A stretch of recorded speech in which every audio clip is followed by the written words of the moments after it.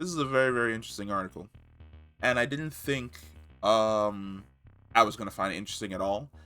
For the most part, I try to stay away from the director's thoughts about not only previous actors and scripts that they read before they came in to save a movie, because a lot of the time they're basically tooting their own horn and stroking their own ego.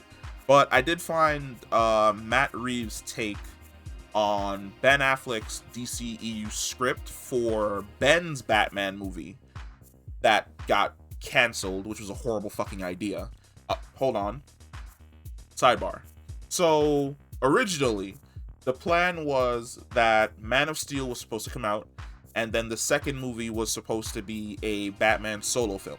Then, after the Batman solo film, Batman and Superman were supposed to essentially go head to head, allegedly in a Batman v Superman movie still, and then we were supposed to jump into Justice League. But before Justice League came out, between the Batman movie and the Batman vs Superman movie, we were supposed to get the Flash movie, the Wonder Woman movie, the Cyborg movie, and a Green Lantern-ish movie, which was about the Green Lantern Corps. Now, what ended up happening is WB wanted to fast track everything because they wanted to compete with Marvel. And they canceled the Batman movie. Well, they didn't cancel it, it got pushed into production hell.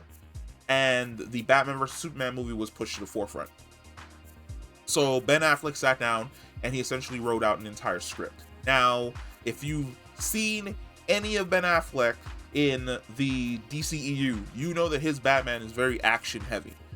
What Matt Reeves essentially says is when he came in, he read Ben's script and it was a really good script. But essentially, Ben's style was going to be heavily influenced by Zack Snyder's style. It was going to be a action-heavy Batman flick with cameos from the DCEU roster as Batman's essentially attempting to deal with a threat. And Matt Reeves liked the script, but it wasn't the Batman movie that he wanted to make. He wanted to make a personal, story-driven character arc film about essentially Batman, and he wanted to be about Batman when he was younger. So he went to Warner Brothers, and bafflingly, Warner Brothers said, "Yes, that's the Batman movie that we wish to make," which makes no fucking sense whatsoever, because essentially you have a director coming in to work with Ben Affleck to create a Batman film. Your Batman film is supposed to be in the DCEU. You decide to fast track Batman vs Superman, but then when it's time for Ben to get his solo Batman movie, same way Wonder Woman Aquaman did, you essentially gave the director the go-ahead to make a movie about him when he was younger, when Ben's already playing a older and veteran Bruce Wayne. Not to say that Ben couldn't have put on some makeup, got some dark hair highlights, a little bit of a scraggly beard, and he couldn't have been the Dark Knight Rises equivalent of Batman. We could have definitely gotten that, but it's a weird decision to have a director come in. You already have a script complete that fits in the DCEU, and then you essentially go, no, we don't want that. Do a character-driven story with a younger Batman. It's weird. Now, of course, after this happens, Ben essentially retires from the Batman character. This is about I would say it's about the time Joss Whedon took over as the head of Justice League. At that point in time, he was going through a divorce, he was an alcoholic, dude was like literally depressed, and the stress of dealing with the whole Batman situation and Joss Whedon, Ben Affleck just washed his hands of the entire situation.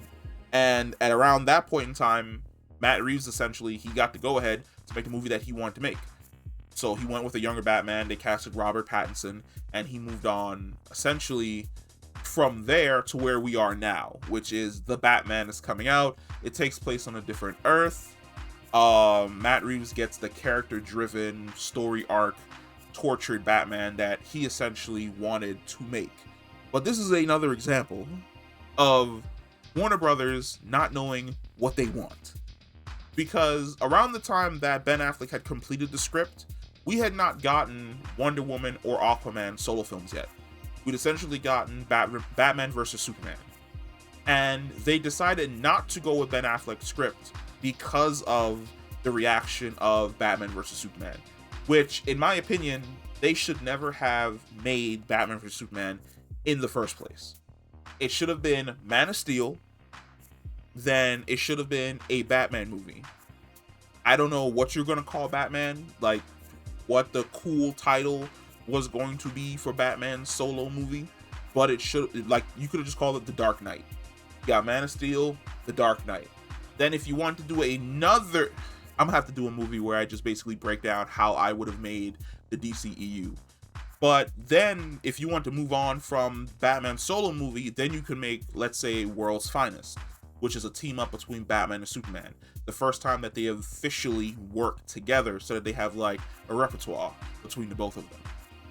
Then you have your Aquaman movie and your Wonder Woman movie and your Flash movie, and then you have the characters come together in Justice League.